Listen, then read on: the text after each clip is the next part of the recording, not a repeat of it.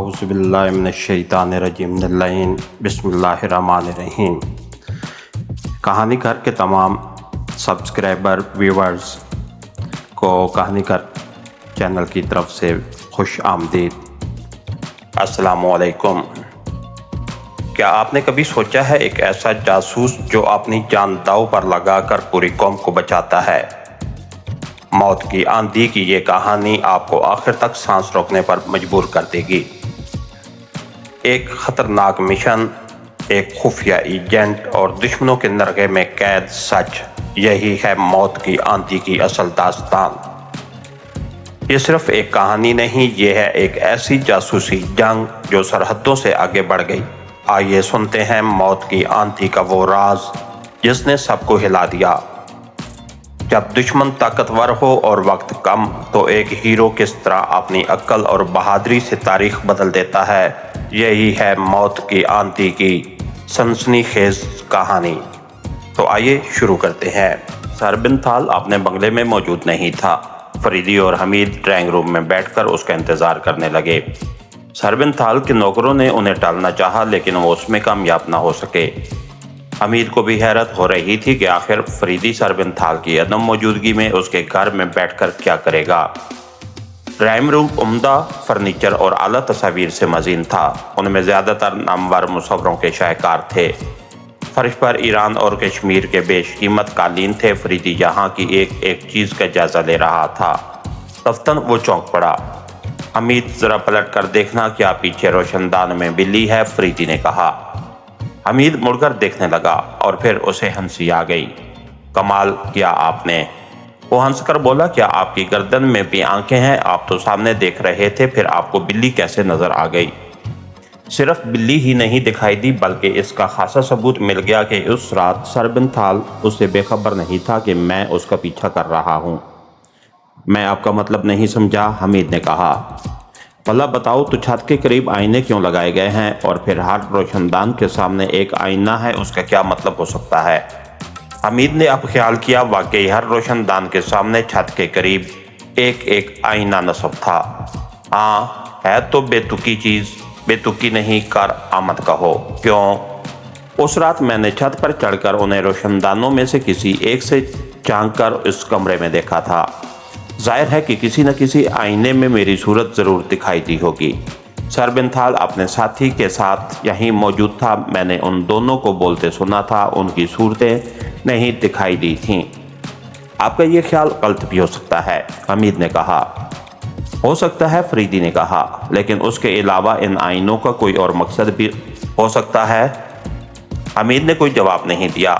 فریدی بھی خاموش ہو کر کچھ سوچنے لگا۔ اتفاقاً ڈرائنگ روم سے ایک نوکر گزر کر دوسرے کمرے میں جانے لگا۔ فریدی نے اسے بلا کر پانی مانگا۔ جب وہ پانی لے کر واپس آیا تو فریدی نے ایک طویل انگڑائی لی اور پانی کا گلاس ہاتھ میں لے کر تعریفی نظروں سے ڈرائنگ روم کا جائزہ لینے لگا۔ آج کل ایسے آئینے یہاں نہیں ملتے، فریدی نے کہا۔ نوکر نے کوئی جواب نہیں دیا۔ میں نے پہلے کبھی انہیں یہاں نہیں دیکھا، کیا ابھی یہ حال ہی میں یہاں لگائے گئے ہیں؟ فریدی نے پوچھا۔ جی ہاں، نوکر نے کہا اور گلاس لے کر چلا گیا۔ کیوں بھائی، اب کیا کہتے ہو؟ فریدی مسکرا کر بولا۔ مان گیا، دیکھیں وہ کب آتا ہے۔ میرے خیال سے تو چلیے۔ نہیں، ہمیں بیٹھنا ہے، فریدی نے کہا اور سامنے والی تصویر پر نظریں گاڑ دیں۔ وہ کچھ سوچ رہا تھا۔ رفتاً برآمدے میں قدموں کی آہٹ سنائی دی اور سربنتھال ڈرائنگ روم میں داخل ہوا۔ فریدی اور حمید کو دیکھ کر وہ بے ساختہ بولا، اوہ فون ٹھیک کرنے آئے ہو؟ تمہیں میرا انتظار کرنا پڑا، مگر کیوں؟ تم نے نوکروں سے کہہ کر ٹیلی فون بنا کیوں نہیں دیا؟ ٹیلی فون بنا کیوں نہیں دیا؟ رات سے بگڑا پڑا ہے۔ اچھا میرے ساتھ آؤ۔ فریدی مسکرا کر اٹھا۔ وہ اور حمید سربنتھال کے ساتھ چلنے لگے۔ متعدد کمروں سے گزرتے ہوئے وہ لائبریری میں آئے۔ سربنتھال نے میز پر رکھے ہوئے فون کی طرف اشارہ کیا اور خود ایک الماری کھول کر کتابیں دیکھنے لگا۔ یہ ٹیلی فون 12 بجے رات کے بعد تو نہیں خراب ہوا؟ فریدی نے پوچھا۔ سربنتھال چونک کر اس کی طرف مڑا۔ کیا مطلب؟ ہم لوگ یہ پوچھنے کے لیے آئے ہیں کہ کل رات تم نے کس کس کو فون کیا تھا؟ تم سے اس سے کیا مطلب؟ سربنتھال بگڑ کر بولا۔ فریدی نے اپنا ملاقاتی کارڈ اس سے سامنے رکھ دیا۔ اوہ، لیکن ایک سراغ رساں کا یہاں کیا کام؟ کیا کیپٹن خاور تمہارا دوست تھا؟ فریدی نے پوچھا۔ ہاں، لیکن تم یہ کیوں پوچھ رہے ہو؟ کل رات اسے کسی نے قتل کر دیا۔ قتل کر دیا؟ سر بنتھال نے حیرت کا اظہار کرتے ہوئے پوچھا۔ ہاں، مجھے افسوس ہے۔ وہ بلیئرڈ کا ایک اچھا کھلاڑی تھا۔ اس کے بارے میں اور کیا جانتے ہو؟ کچھ زیادہ نہیں، کیونکہ 15 دن قبل اس سے کلب میں ملاقات ہوئی تھی۔ وہ ایک اچھا نشانہ باز بھی تھا، فریدی نے کہا۔ رہا ہوگا، مجھے اس کا کوئی علم نہیں۔ اس سے آخری بار کب ملاقات ہوئی تھی؟ پرسوں رات کو کلب میں۔ ہم دونوں دوپہر تک بلیئرڈ کھیلتے رہے۔ وہ کیسا آدمی تھا؟ فریدی نے پوچھا۔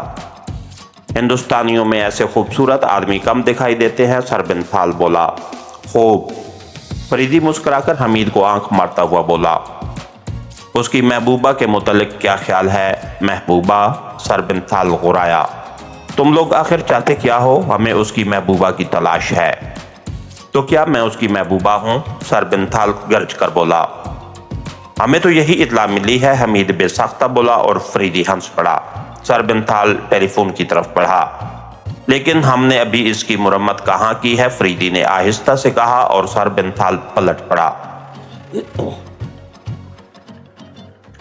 دیکھو، میں کہتا ہوں کہ چپ چاپ یہاں سے چلے جاؤ۔ خیر، میں جاتا ہوں۔ اب مجھے علی فضیل مصری کی روح سے گفتگو کرنی پڑے گی۔ فریدی دروازے کی طرف بڑھتا ہوا بولا۔ سر بنتھال خاموش ہو گیا۔ فریدی اور حمید دروازے کے قریب پہنچ چکے تھے۔ ٹھہرو، سر بنتھال نے کہا۔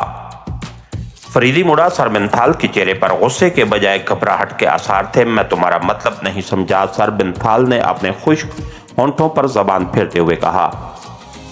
فریدی نے اپنی جیب سے ایک رومال نکال کر 2-3 بار اس سے فضا میں اچھالا اور سر بنتھال کی طرف معنی خیز نظروں سے دیکھنے لگا۔ دفعتاً دور کسی کمرے میں قہقہے کی آواز سنائی دی جو بتدریج قریب ہوتی جا رہی تھی۔ سر بنتھال دیوانہ وار آواز کی طرف دوڑا اور سامنے والی دیوار سے اس طرح ٹکرا گیا جیسے وہ اس سے کھڑے ہوا دروازہ سمجھا ہو۔ پھر اس نے وحشیانہ انداز میں جیب سے ریوالور نکالا اور پیچھے ہٹ کر دیوار پر فائر کرنے شروع کر دیے۔ فریدی اور حمید تحیر آمیز نظروں سے اس کی طرف دیکھنے لگے۔ ریوالور کی گولیاں ختم ہو جانے کے بعد سر بنتھال ایک صوفے پر گر گیا۔ اس کا چہرہ پسینے میں ڈوب گیا تھا۔ وہ بری طرح ہانپ رہا تھا۔ اس نے ایک بار فریدی اور حمید کی طرف خوف زدہ نظروں سے دیکھا اور اپنا چہرہ دونوں ہاتھوں سے ڈھک لیا۔ فریدی اور حمید بھی ایک صوفے پر بیٹھ کر سر بنتھال کی بدلتی ہوئی حالت کو دیکھتے رہے۔ تھوڑی دیر بعد سر بنتھال سیدھا بیٹھ گیا۔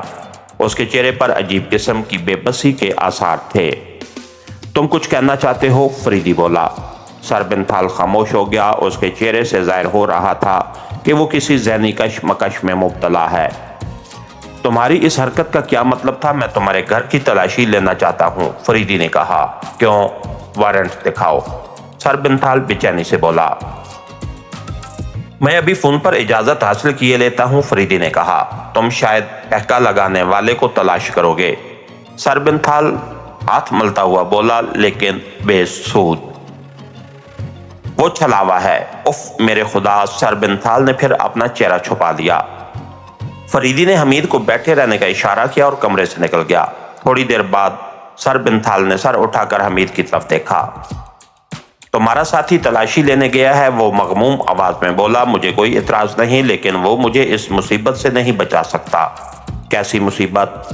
میں کچھ نہیں بتا سکتا۔ نہیں بتا سکتا، سر بنتھال مضطربانہ انداز میں بولا۔ تم نے اس دوران میں کیپٹن خاور کے ساتھ کوئی لڑکی دیکھی تھی؟ حمید نے پوچھا۔ جہنم میں گیا کیپٹن خاور، میں کچھ نہیں جانتا، سر بنتھال نے بے چینی سے کہا۔ اور وہ لڑکی؟ اوہ! سر بنتھال مکہ تان کر غراتا ہوا اٹھنے لگا، لیکن پھر کچھ سوچ کر بیٹھ گیا۔ تم پر؟ حمید کچھ کہنا ہی چاہتا تھا کہ فریدی کمرے میں داخل ہوا۔ سر بنتھال استفہامیہ نظروں سے اس کی طرف دیکھنے لگا۔ فریدی جھٹکے کے ساتھ صوفے پر بیٹھتا ہوا بولا۔ علی فضیل کے بارے میں کیا جانتے ہو؟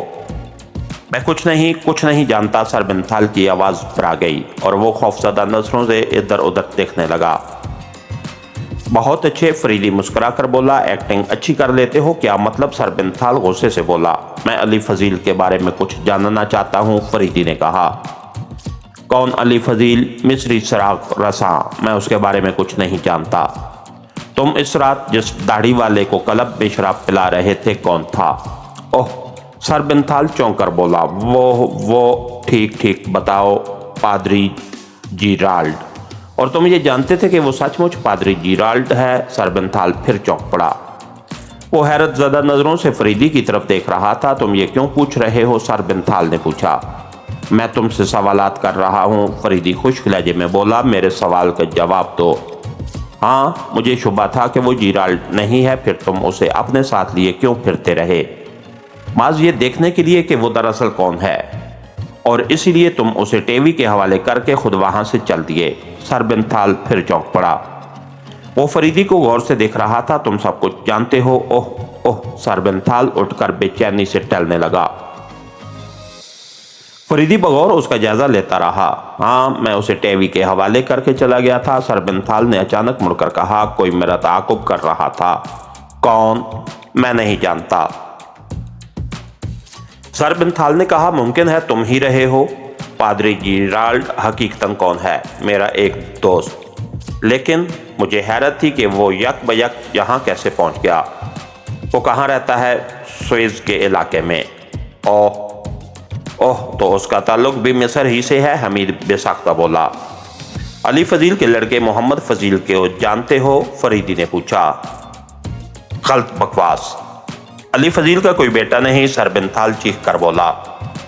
مگر تم تو علی فضیل کو جانتے ہی نہیں تھے، اب اس کے خاندان پر سے واقف نظر آ رہے ہو۔ اوہ، سر بنتھال بے بسی سے ایک صوفے پر گر گیا، لیکن تھوڑی دیر بعد پھر سنبھل گیا۔ میں کہتا ہوں تم لوگ یہاں سے نکل جاؤ، وہ چیخ کر بولا۔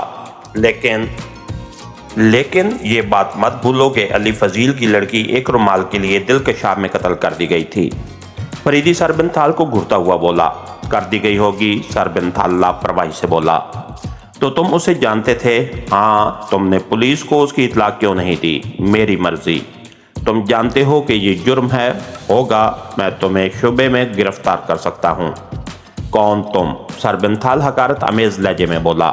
ہاں، میں ایک غیر ملکی ہوں۔ تم براہ راست ایسا نہیں کر سکتے، لیکن میں براہ راست تمہاری ہڈیاں ضرور توڑ سکتا ہوں، فریدی نے سنجیدگی سے کہا۔ تم برطانیہ کے ایک معزز اور خطاب یافتہ شہری کی توہین کر رہے ہو، سر بنتھال چیخ کر بولا۔ تمہاری حکومت کو اس کے لیے جواب دہ ہونا پڑے گا۔ حکومت جواب دے لے گی، تم بے فکر رہو۔ نکل جاؤ یہاں سے، نکلو، سر بنتھال تیزی سے اٹھ کر دروازے کی طرف اشارہ کرتا ہوا بولا۔ اس کے ساتھ ہی ہماری آج کے ایپیسوڈ کا اختتام ہوا۔ کہانی گھر چینل کو لائک کیجئے، سبسکرائب کیجئے اور بیل آئیکن کو پریس کر دیجئے تاکہ ہر آنے والی نئی ویڈیو آپ تک پر وقت پہنچ سکے۔